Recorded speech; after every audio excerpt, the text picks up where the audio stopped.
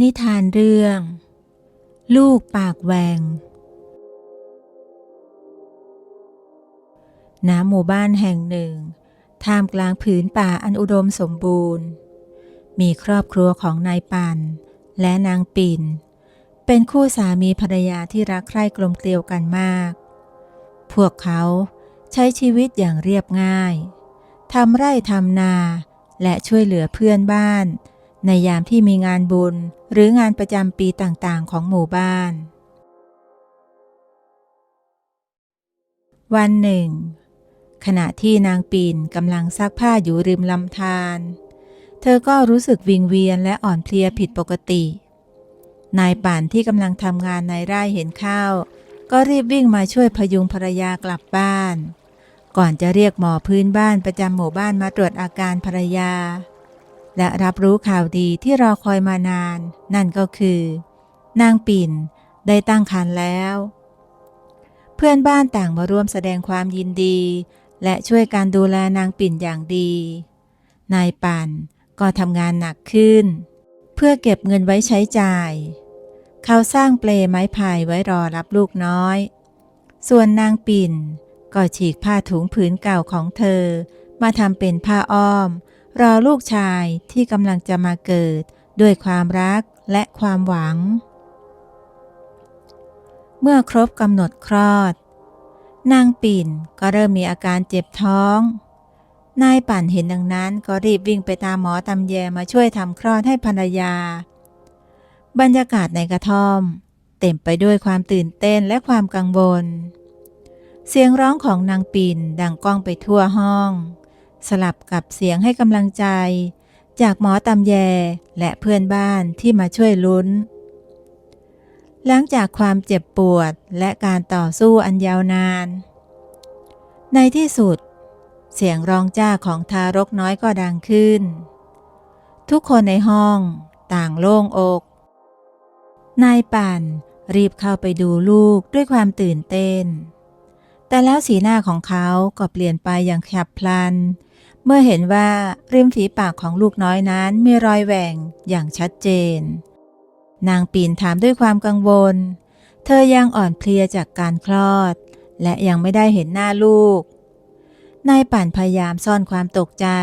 แต่ก็ไม่อาจปิดบังความจริงได้ลูกของเราลูกของเรา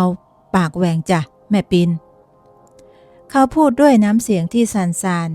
ๆเมื่อได้ยินดังนั้นนางปิ่นก็ร้องไห้โฮออกมาหมอตำแยและเพื่อนบ้านต่างพากันเงียบกริบบรรยากาศที่เคยเต็มไปด้วยความยินดีกลับกลายเป็นความเศร้าและความกังวลหนักขึ้นไปอีกแต่ถึงยังไงเขาก็เป็นเลือดเนื้อเชื้อไขนายปั่นและนางปิ่นจึงพยายามดูแลลูกน้อยอย่างดีที่สุดแต่พวกเขาก็ไม่สามารถซ่อนความกังวลและความท้อแท้ได้พวกเขากลัวว่าลูกจะถูกล้อเลียนกลัวว่าจะเลี้ยงลูกไม่ถูกวิธีและกลัวว่าลูกจะมีชีวิตที่ลำบากทำให้นายปั่นรู้สึกเครียดบ่อยครั้งที่เขาซื้อเหล้ามาดื่มเพื่อคลายเครียดวันหนึ่งขณะที่นายปั่นกำลังนั่งดื่มเหล้าอยู่ที่หน้าบ้านเขาก็ได้ยินเรื่องเล่าจากชายชราคนหนึ่งที่เดินผ่านมาชายชราเล่าถึงชีปะขาวผู้วิเศษที่อาศัยอยู่ในป่าลึกว่าท่านมีความรู้ทางสมุนไพรและการรักษาโรคที่แปลกๆได้นายปั่นรีบเข้าไปปรึกษาภรรยาทันทีแม่ปีนพี่ได้ยินว่ามีท่านชีปะขาวในป่าท่านอาจจะช่วยรักษาลูกของเราได้นะเราลองพาลูกไปหาท่านกันไหมนางปิ่นลังเลอยู่ครู่ใหญ่เธอไม่อยากพาลูกน้อยเข้าป่าเพราะมันอันตรายแต่ความหวังที่อยากจะเห็นลูกหายเป็นปกติก็มีมากเช่นกันในที่สุดเธอก็ตัดสินใจไปทั้งสองจึงเตรียมตัวออกเดินทางพวกเขาห่อหุ้มลูกน้อยด้วยผ้าอ้อมเก่าๆเตรียมอาหารและน้ำแล้วก็ออกเดินทางเข้าสู่ป่าลึกในช่วงเช้าตรู่ของวันรุ่งขึ้นเมื่อนายปั่นและนางปิ่นเดินลึกเข้าไปในป่าทึบ พวกเขาก็อุ้มลูกน้อยแนบอก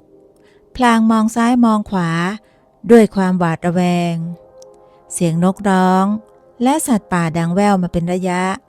ทำให้ทั้งคู่สะดุ้งและตกใจอยู่บ่อยครั้ง หลายชั่วโมงผ่านไปความเหนื่อยล้าเริ่มปรากฏบนใบหน้าของทั้งสองขณะที่พวกเขากำลังจะหมดหวังเสียงน้ำตกก็ดังแว่วมาแต่ไกล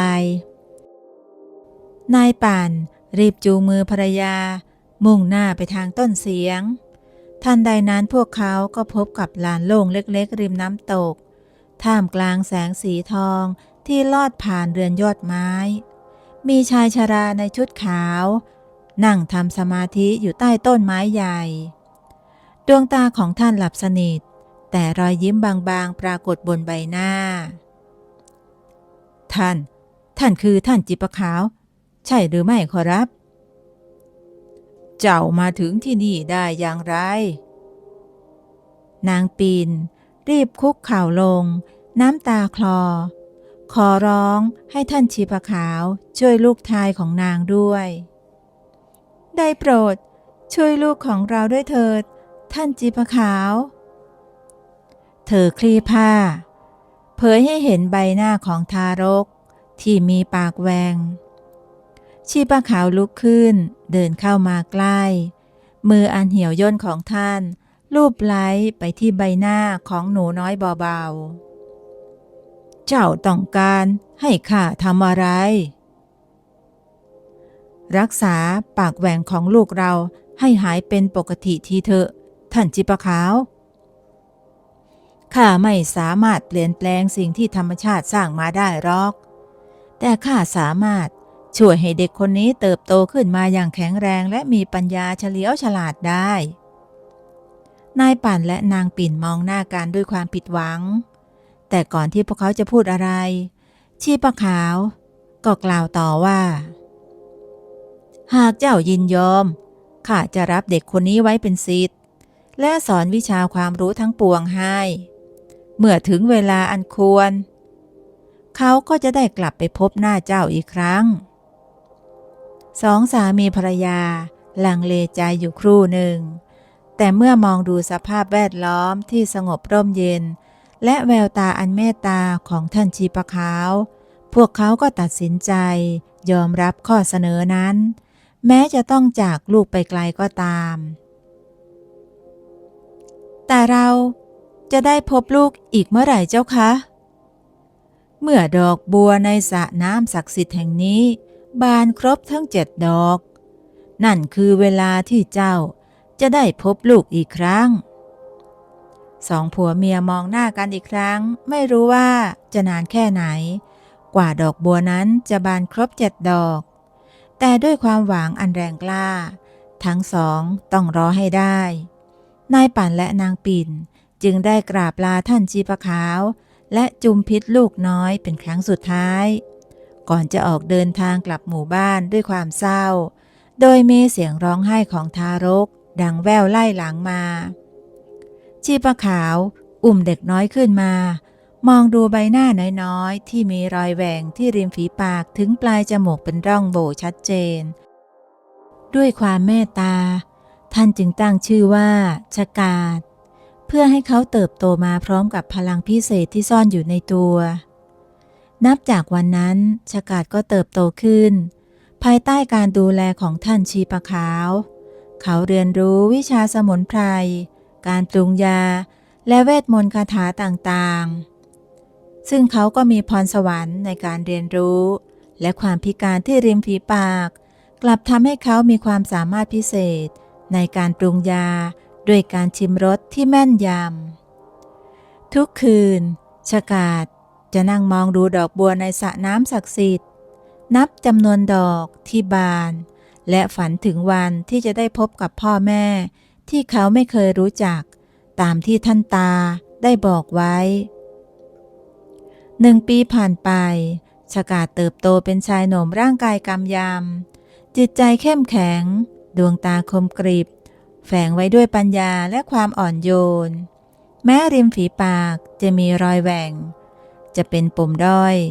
แต่รอยยิ้มของเขา กลับงดงามและอบอุ่นวันหนึ่งขณะที่ชกาดกำลังเก็บสมุนไพรอยู่ในป่าลึกเขาก็ได้ยินเสียงร้องขอความช่วยเหลือดังแว่วมาเขารีบวิ่งไปตามเสียงและพบหญิงสาวคนหนึ่งถูกงูพิษกัดชายหนุ่มรีบนำสมุนไพรออกมาจากย่ามเพื่อช่วยชีวิตหญิงสาวเขาปรุงยาแก้พิษอย่างรวดเร็วและช่วยชีวิตเธอเอาไว้ได้ขอบคุณมากนะข้าชื่อดวงแก้วเจ้าล่ะชื่ออะไรเหรอข้าชื่อชกาดเขาตอบพลางก้มหน้าลงเล็กน้อยพยายามซ่อนริมฝีปากที่แหว่งของเขาดวงแก้วสังเกตเห็นและยิ้มให้อย่างจริงใจชกาดชื่อที่เหมาะสมกับเจ้าจริงๆเจ้าช่างมีพรสวรรค์ในการรักษาจริงๆเลยนะคำพูดของดวงแก้วทำให้ชกาดรู้สึกอบอุ่นใจเป็นครั้งแรกที่เขาได้พูดคุยกับคนแปลกหน้าโดยไม่รู้สึกอายในความพิการของตนว่าแต่เจ้ามาจากไหนหรือข้ามาจากหมู่บ้านชายป่าที่นั่นมีคนเจ็บป่วยมากมายเราต้องการหมอที่เก่งๆอย่างเจ้าคำพูดของดวงแก้วทำให้ชกาดครุ่นคิดเขานึกถึงคำสอนของท่านอาจารย์ที่ว่าความรู้ที่แท้จริงคือการนำไปใช้ช่วยเหลือผู้อื่น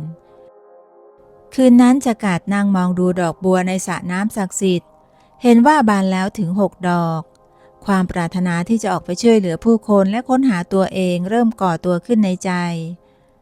เช้าวันรุ่งขึ้นชกาดก็เข้าไปหาท่านอาจารย์ที่กำลังนั่งทำสมาธิอยู่ริมน้ำตกท่านอาจารย์ครับศิษย์อยากออกไปช่วยเหลือผู้คนในหมู่บ้านและอยากรู้ว่าตัวเองมาจากไหนท่านชีปะขาวลืมตาขึ้นช้าๆรอยยิ้มปรากฏบนใบหน้าและบอกกับศิษย์รักว่าในที่สุดวันนี้ก็มาถึงเจ้าพร้อมแล้วที่จะออกไปเผชิญโลกภายนอกและนี่คือผ้าห่อตัวของเจ้าที่พ่อแม่ของเจ้าห่อตัวเจ้ามามันอาจช่วยนำทางเจ้ากลับไปหาพ่อแม่ของเจ้าได้ชายหนุ่มรับห่อผ้านั้นมาด้วยมืออันสั่นเทาเขารู้สึกตื่นเต้นและกังวลในเวลาเดียวกันท่านชีปะขาวยังบอกอีกว่าพลังที่แท้จริงของเขาไม่ได้อยู่ที่ความสามารถในการรักษาแต่อยู่ที่จิตใจอันเมตตาและปรารถนาดีต่อผู้อื่นไม่ว่าเจ้าจะเจออะไรข้างหน้าจงเชื่อมั่นในตัวเองเสมอชกาดกราบลาท่านชีปะขาวด้วยความกตัญญูเขาสะพายย่ามใส่สมุนไพรและตำราความรู้ก่อนจะออกเดินทางมุ่งหน้าสู่หมู่บ้านอันห่างไกลขณะที่เขาเดินลัดเลาะไปตามเส้นทางในป่าความตื่นเต้นและความหวังก็เติบโตขึ้นในใจเรื่อยๆชายหนุ่มไม่รู้ว่าการเดินทางครั้งนี้จะพาเขาไปพบกับอะไรบ้างแต่เขาพร้อมที่จะเผชิญหน้ากับทุกอย่างด้วยความกล้าหาญและจิตใจที่เข้มแข็งชกาดเดินทางมาถึงหมู่บ้านชายป่าในยามเย็นแสงสีส้มของดวงอาทิตย์ทอประกายอาบไล้หลังคามุงจากเสียงเด็กๆวิ่งเล่นและเสียงสนทนาของชาวบ้านดังแว่วมาชายหนุ่มรู้สึกตื่นเต้นและประหม่าในเวลาเดียวกันเพราะนี่เป็นครั้งแรกที่เขาได้เห็นผู้คนมากมายดวงแก้วเห็นชกาดก็รีบวิ่งเข้ามาต้อนรับด้วยความดีใจและพาเขาไปพบกับผู้นำหมู่บ้านซึ่งเป็นชายวัยกลางคนร่างท้วมใบหน้าเต็มไปด้วยรอยยิ้มเมื่อได้ยินเรื่องราวของชกาดเขาก็ดีใจมากเพราะว่าในหมู่บ้านกำลังต้องการหมอและได้ร้องขอให้ชกาดช่วยรักษาชาวบ้านซึ่งชายหนุ่มก็ยินดีและเต็มใจแม้จะรู้สึกกังวลอยู่เล็กน้อยแต่เขาก็ตั้งใจจะทำหน้าที่อย่างเต็มความสามารถวันแล้ววันเล่าชกาดก็ทุ่มเทรักษาผู้ป่วยในหมู่บ้านแห่งนี้ความสามารถของเขาทำให้ชาวบ้านประหลาดใจและชื่นชมไม่มีใครสนใจริมฝีปากที่แหว่งของเขาอีกต่อไปพวกเขาเห็นแต่จิตใจที่มีเมตตาและความปรารถนาดีที่ชกาดมีให้ดวงแก้วเองก็คอยช่วยเหลือเขา ในการรักษาผู้ป่วยทั้งสองใกล้ชิดกันมากขึ้นเรื่อยๆจนวันหนึ่งขณะที่พวกเขากำลังเก็บสมุนไพรในป่าดวงแก้วก็ถามชกาดว่าคิดถึงบ้านไหมชกาดชะงักนึกถึงห่อผ้าที่ท่านจีปะขาวให้มาเขาเล่าความจริงให้ดวงแก้วฟังตนไม่รู้ว่าบ้านเกิดของเขาอยู่ไหนแต่เขาก็มีห่อผ้าที่จะช่วยนำทางได้ดวงแก้วมองดูลวดลายบนผ้านั้นอย่างพินิจ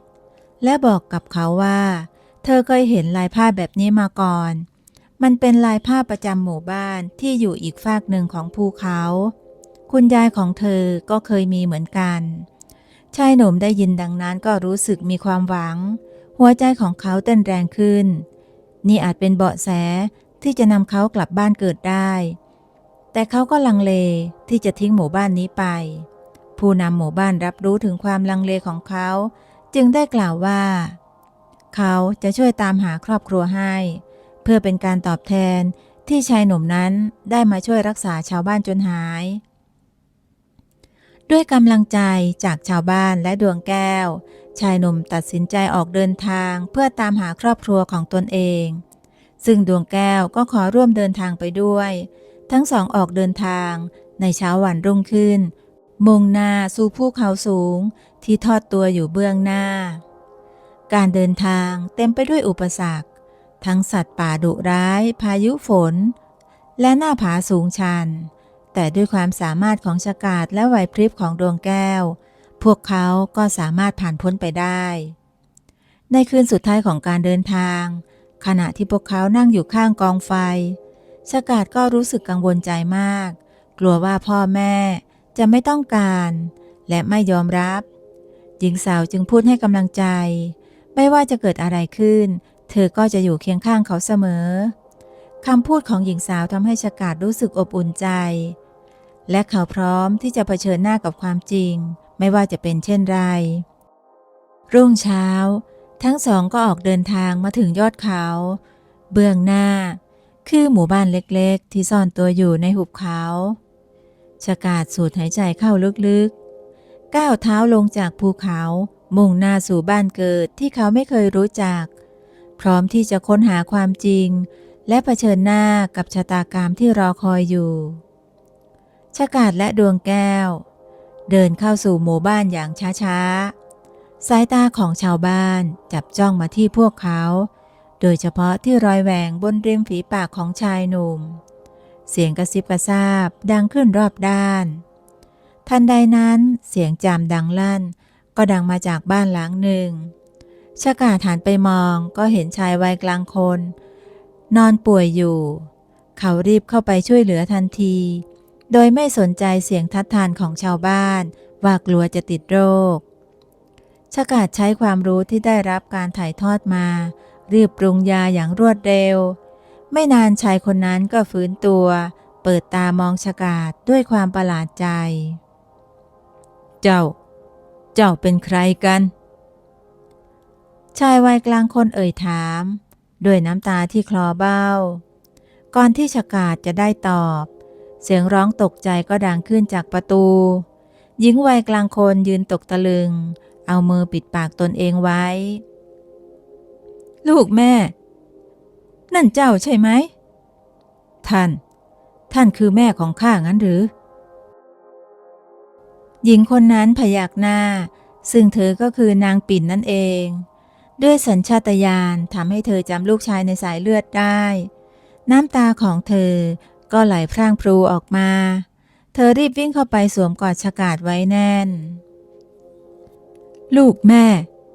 พ่อกับแม่รอคอยลูกมานานเหลือเกินผู้เป็นพ่อค่อยๆลุกขึ้นนั่งสีหน้าเต็มไปด้วยรอยยิ้มเมื่อรู้ว่าลูกชายได้กลับมาสู่อ้อมอกแล้วนี่คือลูกชายของเรางั้นหรือที่ท่านชีปะขาวรับอุปการะไว้สินะตอนนั้นชายหนุ่มรู้สึกเสียใจเพราะคิดว่าพ่อแม่ทิ้งเขาไปนางปิ่นจึงได้อธิบายให้ลูกชายฟังว่าตนทั้งสองได้นำลูกไปฝากให้ท่านอาจารย์ช่วยเลี้ยงดูและอบรมสั่งสอนเพราะตนกลัวว่าจะเลี้ยงลูกไม่ได้อีกอย่างก็ไม่อยากให้ลูกมีปมด้อย ชาวบ้านก็คงนินทาสนุกปาก หลังจากฝากลูกกับท่านอาจารย์ตนทั้งสองก็หมั่นไปหาลูกเป็นประจำและเฝ้ารอการบานของดอกบัวในสระน้ำวิเศษแต่ก็ไร้วี่แววที่จะบานแม้แต่ดอกเดียวแต่ทั้งสองก็ไม่ย่อท้อแต่ต่อมาเมื่อพวกเขาไปพบท่านอาจารย์นั้นก็ได้หายไปแล้วพร้อมกับสระน้ำนั้นทางนี้ก็เพราะว่าท่านจีปะขาวต้องการจะให้ฉกาจเติบโตอย่างเข้มแข็งก่อนที่จะปล่อยเขาออกมาหาพ่อแม่เมื่อถึงเวลาอันควรเมื่อได้ฟังคำอธิบายฉกาจก็เข้าใจพ่อแม่มากขึ้นและช่วยรักษาพ่อที่ป่วยมานานพ่อป่วยด้วยโรคประหลาดมานานไม่มีใครรักษาหายแต่วันนี้ลูกของเรากลับมาช่วยชีวิตพ่อเอาไว้แล้วนี่คงเป็นโชคชะตาที่ลิขิตเอาไว้จริงๆเลยนะลูกนางปิ่นและนายป่านร้องไห้ด้วยความปิติยินดีพวกเขาโอบกอดฉกาจอีกครั้งนี้ฉกาจตอบรับการกอดนั้นอย่างเต็มใจดวงแก้วยิ้มมองภาพตรงหน้ารวมถึงชาวบ้านที่มุงดูต่างก็ปรบมือด้วยความยินดีในวันต่อมามีการจัดงานเลี้ยงใหญ่ขึ้นในหมู่บ้านเพื่อต้อนรับการกลับมาของชายหนุ่มทุกคนก็มาร่วมงานอย่างสนุกสนานทั้งชาวบ้านในหมู่บ้านและเพื่อนบ้านจากหมู่บ้านชายป่าฉกาจเล่าเรื่องราวการผจญภัยของเขาและสัญญาว่าจะใช้ความรู้ที่มีช่วยเหลือผู้อื่นทั้งในหมู่บ้านนี้และหมู่บ้านอื่นขณะที่งานเลี้ยงดำเนินไปฉกาจก็พาดวงแก้วไปที่สระน้ำใกล้หมู่บ้านที่นั่นมีดอกบัวบานสะพรั่งเต็มสระทำให้เขานึกถึงท่านอาจารย์ที่เลี้ยงดูเขามาซึ่งดอกบัวเหล่านี้เตือนใจให้เขานึกถึงคำสอนของท่านอาจารย์ท่านบอกว่าเมื่อดอกบัวในสระน้ำศักดิ์สิทธิ์บานครบ7 ดอกนั่นคือเวลาที่เขาจะได้พบกับพ่อแม่ที่แท้จริงและตอนนี้ดอกบัวดอกที่7ก็คงจะบานเรียบร้อยแล้วนั่นหมายความว่าทุกอย่างเป็นไปตามที่ควรจะเป็นใช่ไหมใช่แล้วขอบคุณที่อยู่เคียงข้างข้านะดวงแก้วเจ้าจะอยู่กับข้าตลอดไปใช่ไหมแน่นอนข้าจะอยู่กับเจ้าเสมอทั้งสองคนโอบกอดกันท่ามกลางแสงจันทร์ที่สาดส่องในยามค่ำคืนและกลีบบัวที่โปรยปลายเมื่อต้องสายลมทันใดนั้นก็มีแสงจ้าสว่างวาบขึ้นปรากฏร่างของท่านชีปะขาวที่ยืนยิ้มด้วยความภาคภูมิใจฉกาจและดวงแก้วก้มกราบและเมื่อเงยหน้าขึ้นท่านก็หายวับไปฉกาจรู้ว่าชีวิตของเขาได้เริ่มต้นบทใหม่แล้วบทที่เต็มไปด้วยความรักการให้อภัยและโอกาสที่จะช่วยเหลือผู้อื่นเขาพร้อมที่จะก้าวไปข้างหน้าพร้อมกับครอบครัวและคนที่รักโดยไม่ลืมบทเรียนและประสบการณ์ที่ผ่านมาและนี่คือจุดเริ่มต้นของตำนานหมอฉกาจผู้มีริมฝีปากแหว่งผู้ซึ่งเยียวยาทั้งกายใจและจิตใจของผู้คนในดินแดนแห่งนี้สืบไปจบบริบูรณ์